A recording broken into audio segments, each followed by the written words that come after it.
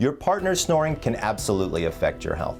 First of all, we know that if you're lying next to a snoring bed partner, you can be losing up to an hour's worth of sleep a night. And that has a lot to do with the quantity of sleep that you're getting. But not only that, listening to a snoring bed partner can keep you awake or wake you up in the middle of the night, and that can affect your quality sleep.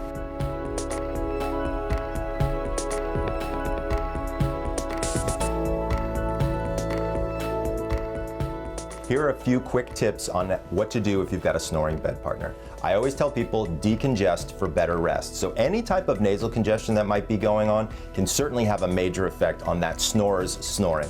So you want to try antihistamines maybe at night, or some type of a saline wash like a neti pot to get all the stuff out of your sinuses. That will certainly help open up that area, reduce that snoring. Between a 5 and a 10% weight loss will absolutely help with snoring. And that's not a lot of weight. So a lot of times people think, oh, I've got to lose a ton of weight in order to make this happen. You really don't, just somewhere between 5 and 10%.